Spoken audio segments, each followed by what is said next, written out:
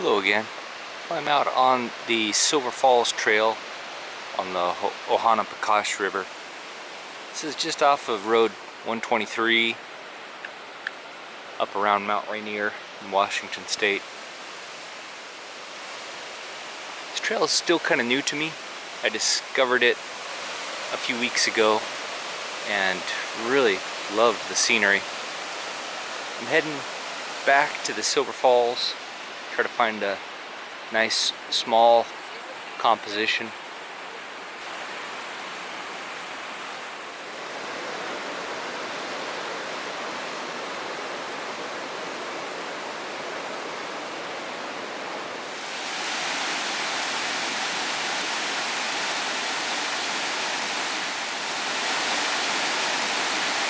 Here are a few tips for the beginner plein air painter doing a waterfall. Try to go with a smaller composition. You don't have to capture the whole waterfall to have an interesting, beautiful painting. Try to minimize your palette. Go with as few colors as possible to capture the scene. Scout the area first. Hike around, look around, maybe take time on your first visit just to scout the area out and take a look at what the sun is doing, what the light and shadow patterns are doing throughout the day. Here's my palette. I've got ivory black, Rembrandt cold gray, titanium white, cerulean blue, a little bit of phthalo blue, ultramarine blue, sap green, burnt umber, burnt sienna, alizarin crimson, cad red, cad yellow, Windsor lemon, Gamblin, radiant lemon, yellow ochre. These are kind of my standard plein air colors. I probably don't need all of them, but I just got them out anyway. I got out more than enough for the scene. I'm going with a 9x12 inch panel, so I won't use up near this much, but I don't like to stop and get out more, so I always put out more than I think I'll need. I've got turpentine here. I'm going to start with a sketch in turpentine, and then I'll go with a turpentine wash. It's shady here under the trees. It's nice and cool, so and there's a nice breeze, so I'm not too worried about using the turpentine. If it was stifling, if there wasn't a breeze, if it was hot, I wouldn't use turpentine because it can make me kind of woozy. I have Neil McGilpin here, which is a Gamblin medium, which is nice to correct the viscosity of the paint out of the tube. I put a little bit in with each mixture. I've got a cup of Gamsol here. When I'm done with the turpentine wash, I'll put the lid on and get the Gamsol out. And I'll put a little bit in this cup to dip my brush into and to loosen things up a bit if I need to. It's a 9x12 inch Gorilla Painter oil primed linen panel. Really nice affordable panel for plein air painting. High quality but not too expensive. Start out with this small bristle brush, a little bit of turpentine, a little bit of burnt sienna. I'm going with burnt sienna because I see a lot of warm browns and grays in the rock around the waterfall. Tip, I like to put the 1/3 lines on my panel. That way I can transfer it from my sketch or from the photo on my iPhone very easily and quickly and just get the big composition in. I want the water coming in flat here. Kind of ramps up this rock face. There's a nice wet greenish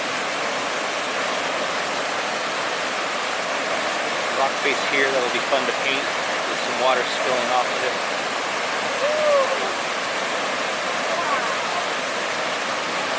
Curves under into shadow. And there's a few more tumbles. I don't want any of these rapids to be exactly the same shape or to look regular. I don't want there to be a pattern. I want it to be random.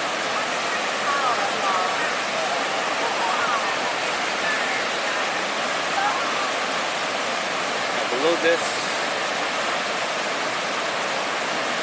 a nice separation of the water as it spills over. I'm going to go ahead and sketch the rest of the rock in with this brown, and then I'll switch to blue to sketch in the water.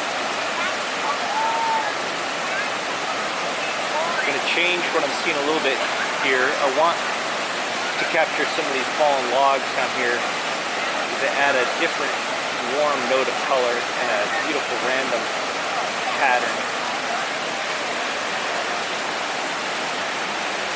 So I'm going to chop off this cliff a little bit to get more of these logs in.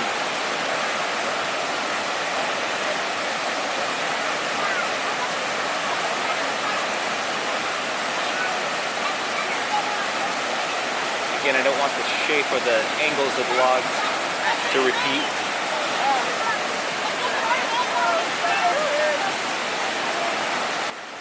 Try to find a nice wide spot off the main trail to stand where you'll be comfortable and maybe not too bothered or interrupted by people going by on the trail. Alright, there's the rough sketch in. I got the big shapes in. Now I'll go in with a bigger bristle brush and do the turpentine wash.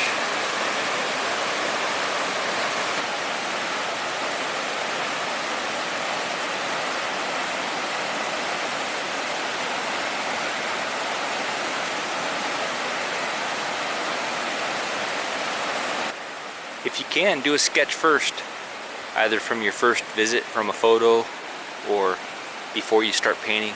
Just sketch the scene out. Sketch the composition in several different formats, different sizes. I took a few photos on my first visit here and then spent an evening just sketching different compositions. Here's what I came up with. I'll just take this little sharper number 7 rosemary evergreen and wipe away some of the lightest lights, like the trunk of this beautiful old pine tree, some of the edge of this rock that's catching the light. I'm kind of setting up the light and shadow pattern right now that I'll follow through the rest of the painting. I want to put this turpentine away pretty soon because it is warming up. I'm in sun now, and I don't want to breathe these fumes any longer than I have to. I'm not following the landscape in front of me exactly. I'm just taking inspiration from it, fitting things in an interesting way.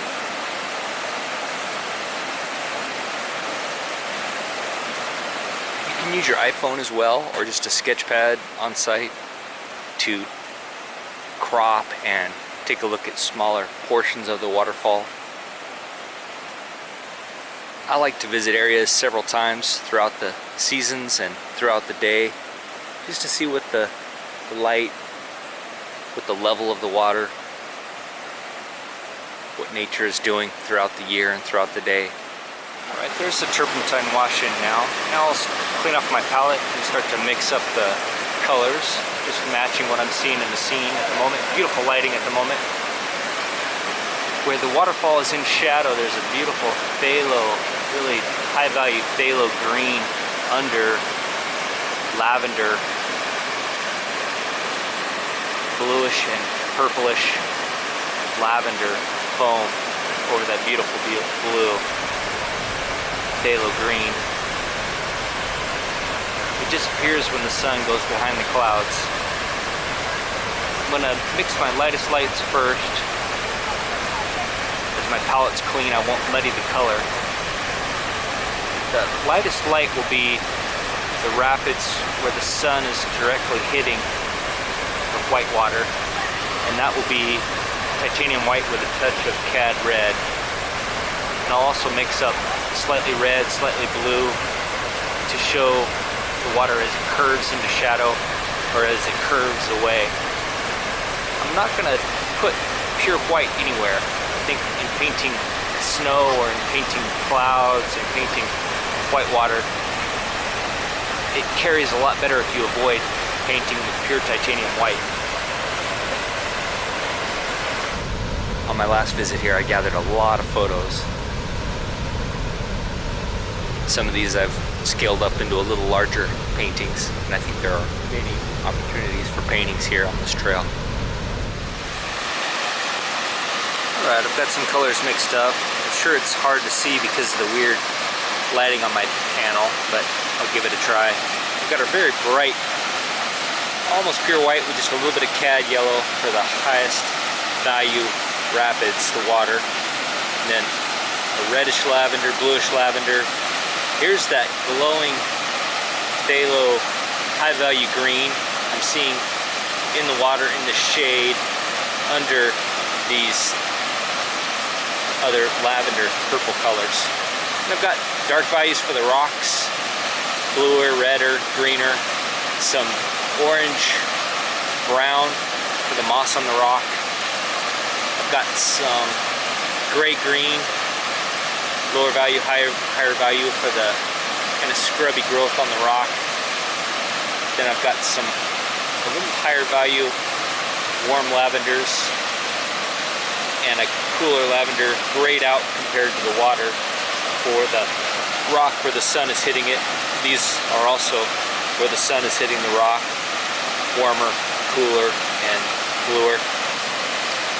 Then I've got some values for those fallen logs in the distance. Brown for the logs in the shadow. This is kind of a greenish for the slope behind the logs. And these are some warm oranges for those logs furthest down, closest to the water. Alright, now I'll take a clean evergreen brush. It's a number 7 again, pretty big, maybe 3/4 of an inch wide. Dip it in a little bit of Gamsol. I'm going to lay in my lightest lights, just a few high value lights. I'm going to follow the shadow pattern I had earlier.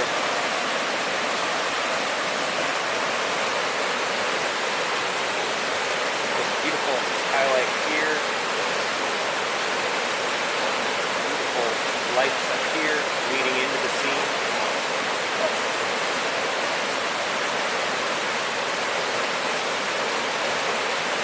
I can kind of follow the wash I did earlier. We're picking up those brightest lights.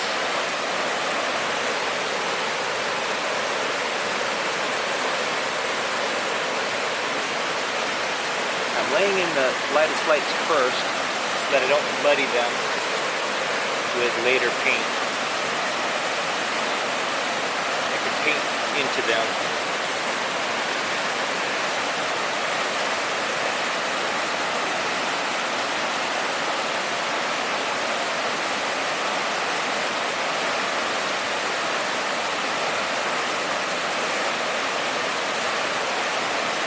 Now I'll go into the lavender.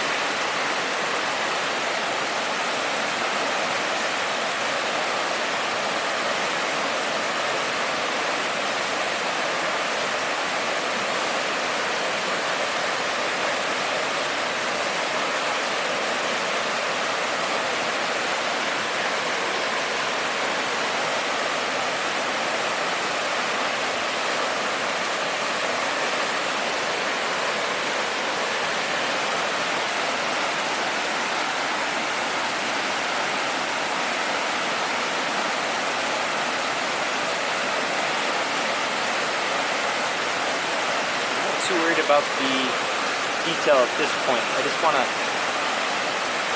get some thin paint in.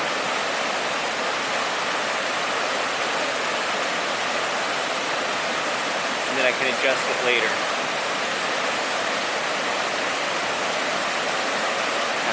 get the idea of motion, it's helpful to have nice soft edges.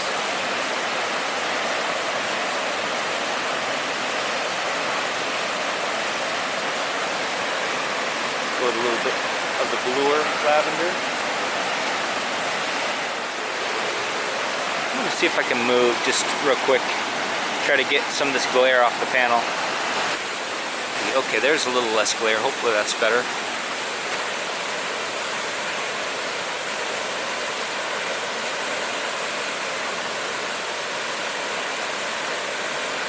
Alright, I'm gonna grab another clean brush.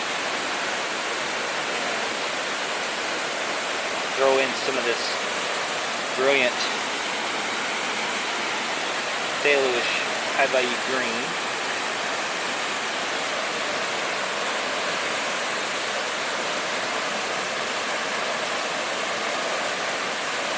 I can darken it a little bit by adding a little more phthalo blue, a little more cerulean blue. If I add cerulean blue, it'll dull it a little bit so I don't get that really toxic, high intensity phthalo. I like this intensity, but I don't want it to be that fluorescent blue that you can get with phthalo.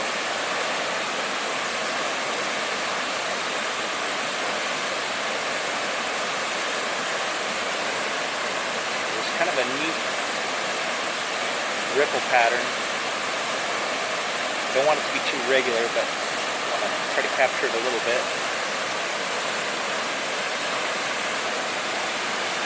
And it traveled across a little bit as well. We got higher values, so I'm going to add some of this white. And my shadow pattern across the water is changing. I don't want to chase it, so I'm staying close to what I had earlier.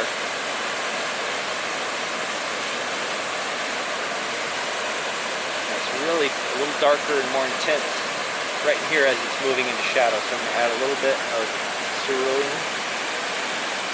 and a touch of phthalo and just see how it works.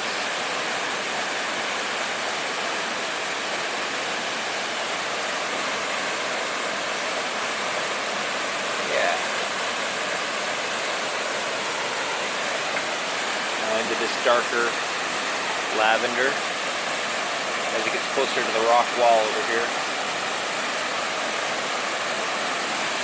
Alternate between warm and cool.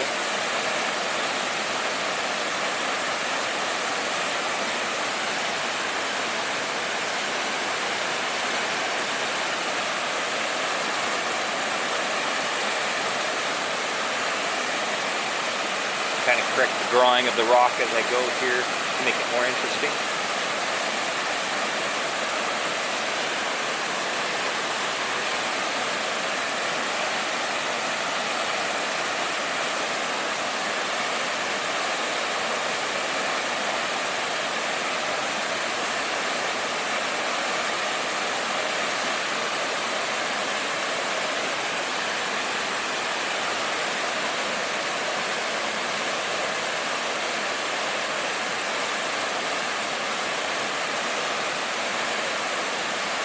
Hinting at a little bit of shadow coming across the water. Okay, I don't want to overdo it. Light's changing fast now, so I want to go ahead and get into the rock. Go back to this bigger evergreen that I used in the initial wash. It may have a little brown in it, and that's fine. I'll go in with my darkest dark here and just see how it looks.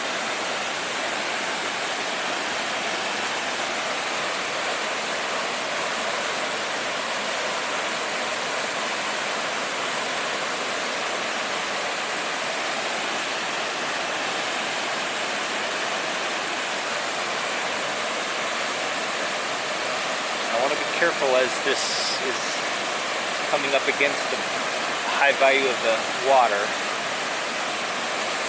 I also want to pay attention to my plains. This rock here is a little higher value and it's bluer because it's reflecting some of the water.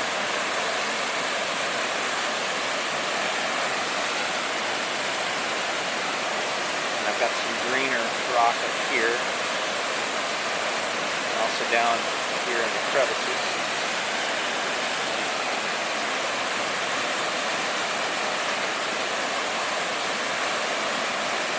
paint this real thin and leave some of the underpainting showing, which is just fine.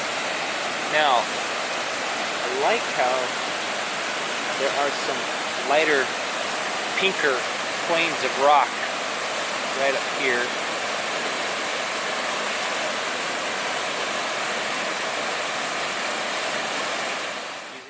Well, my camera is not taking a charge through the USB port, so I'm having to fiddle around with it a lot more. I'm not gonna get all of the time-lapse footage, I don't think.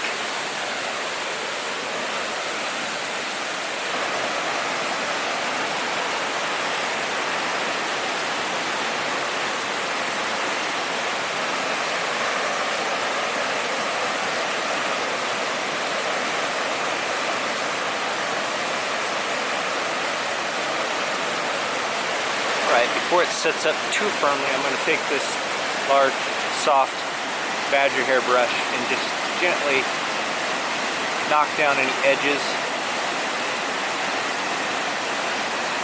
and do just a little bit of blending in these transitional places, light into dark, dark into light. That does a lot to suggest motion, and also makes it easier to correct things later if I want to in the studio if there's no big ridges of paint. I don't want to really blend too much.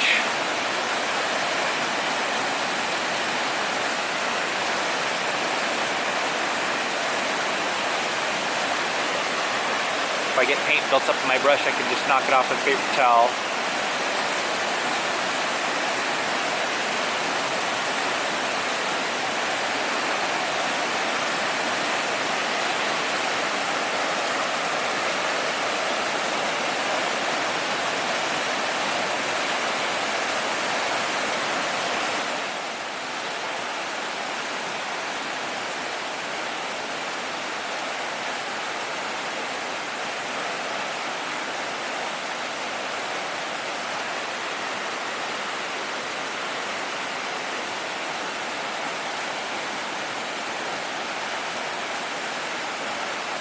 Alright, now I'll paint in just a few of these logs in the background.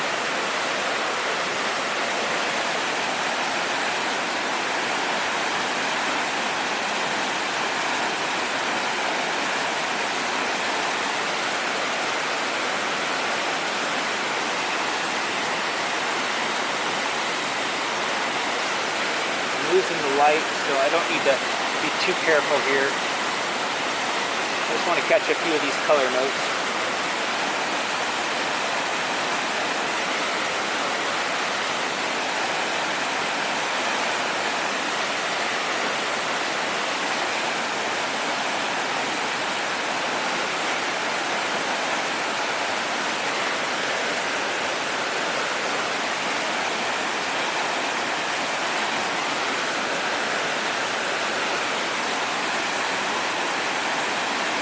Just some of the spray down here.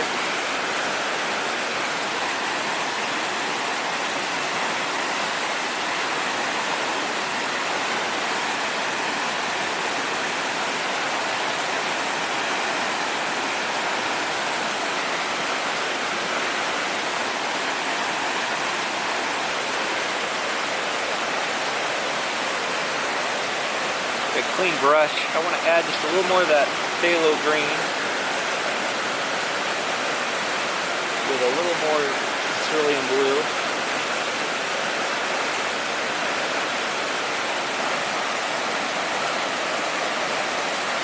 Not dark enough, so I'm going to dip into this next blue. A little bit of the phthalo blue itself.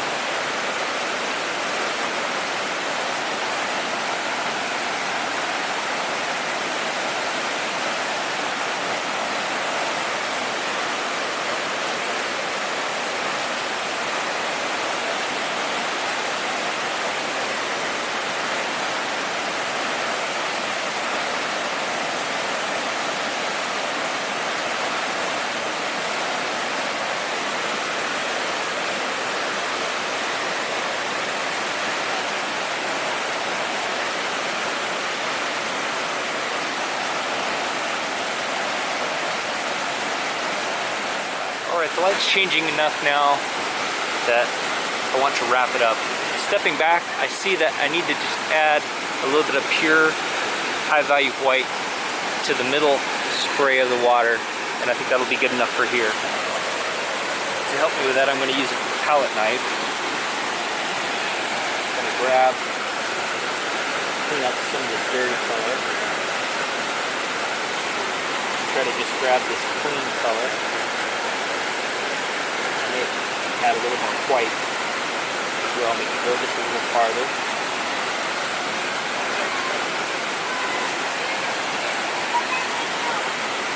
Make sure it's nice and high value and clean.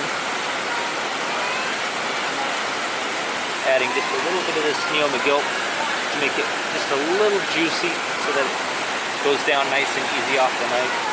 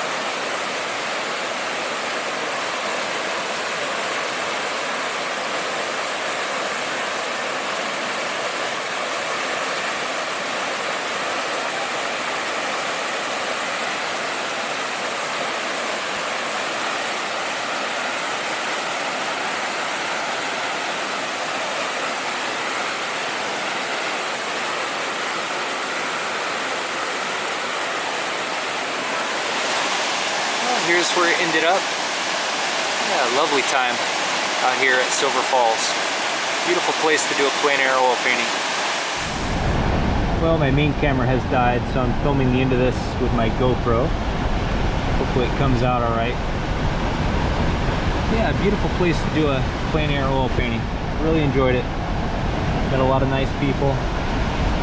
Beautiful place to spend a hot summer day out here beside the waterfall. It's nice and cool. As always, thanks so much for joining me. If you like these videos, please like and subscribe. And I'll see you in the next one.